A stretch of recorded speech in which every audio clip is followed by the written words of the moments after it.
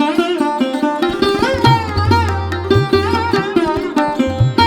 یہاں ایک ساتھ اکٹھے ہونے کی توفیق عطا فرمائی۔ اللہ تعالیٰ یہ توفیقات عطا فرماتا رہتا ہے، ہمیں اس کا شکر ادا کرتے رہنا چاہیے۔ آج ہم موجود ہیں چودھری عبدالمجید صاحب کی ان کی رہائش گاہ پر موجود ہیں، اور ہمارے ساتھ موجود ہیں ان کے صاحبزادے شاہد علوی صاحب۔ اور آج ایک نئے عزم کا اعلان ہونے جا رہا ہے۔ اس سے پہلے تھوڑی سی تفصیل میں بتاتا چلوں کہ حلقہ 11 دراصل 1948 میں یعنی قیام پاکستان کے چند ماہ بعد ہی قائم ہو گیا تھا، اور ابتدا میں اس کی ماہانہ نشست نواب واجد علی خان اشک رامپوری کے اقامت گاہ پر ہوا کرتی تھی۔ حلقہ 11 کا نام استاد یوسف ظفر نے رکھا تھا۔ نواب واجد علی خان اشک رامپوری کے انتقال کے بعد جو 1958 میں ہوا، حلقہ تجمل حسین اختر بریلوی کے ہاں منتقل ہو گیا۔ ان کی وفات 1994 کے بعد چودھری عبدالمجید کے دولت قدے پر یہ حلقہ آب و تاب کے ساتھ جاری رہا۔ شعری نشستیں ہوتی رہیں اور یہ سلسلہ ان کی وفات تک جاری رہا 2003 تک، اور یہ حلقہ وزاداری نبھانے کے بعد چودھری عبدالمجید اللہ کو پیارے ہو گئے، مگر ان کے اکلوتے سعادت مند صاحبزادے شاہد علوی نے چہلم کے موقع پر یہ اعلان کیا کہ حلقہ 11 کی ماہانہ نشست اسی طرح ہر ماہ کے دوسرے ہفتے کو باقاعدگی سے ان کے گھر پر جاری رہیں گی، اور اہتمام اول طعام بعد کلام بھی جاری رہے گا۔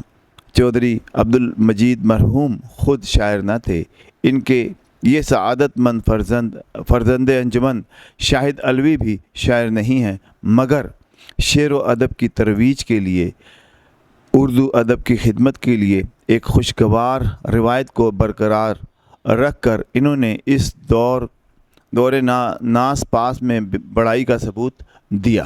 اور آج ہم یہاں اکٹھے ہوئے ہیں قیوم طاہر صاحب، جو کسی تعارف کے محتاج نہیں ہیں، معروف شاعر ہیں، منفرد لہجے کے اور بہت ہی نفیس انسان ہیں۔ ان کی سرپرستی میں، ان کی صدارت میں آج اس بات کا اعلان ہونے جا رہا ہے کہ یہ نشستیں آج سے ہم دوبارہ جاری کر رہے ہیں، دوبارہ ان کا انعقاد ہوا کرے گا، اور یہیں ہوا کرے گا، اور اسی طرح ہر مہینے کی دوسرے ہفتے میں یہ نشست منعقد کی جائے گی۔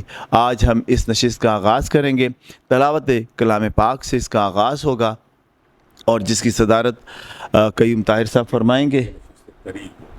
ہاں، یہ نشستیں طرحی ہوا کریں گی، طرح مصرع دے دیا جایا کرے گا، اور ہر ماہ کے دوسرے ہفتے طرح مشاعرہ منعقد کیا جائے گا۔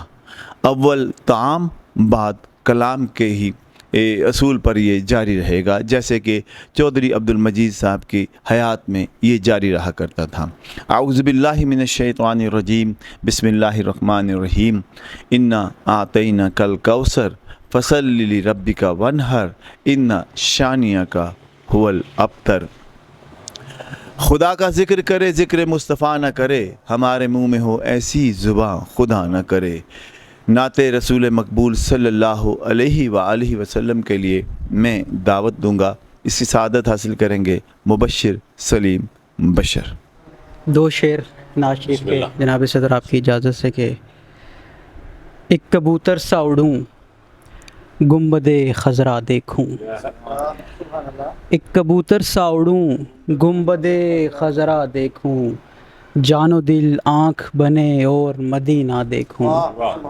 ایک کبوتر سا اڑوں گنبد خضرا دیکھوں، جان و دل آنکھ بنے اور مدینہ دیکھوں۔ اے میری عمر رواں کوئی سفر ہو ایسا، اے میری عمر رواں کوئی سفر ہو ایسا، صبح مکے میں رہوں شام مدینہ دیکھوں۔ اے میری عمر رواں کوئی سفر ہو ایسا، صبح مکے میں رہوں شام مدینہ دیکھوں۔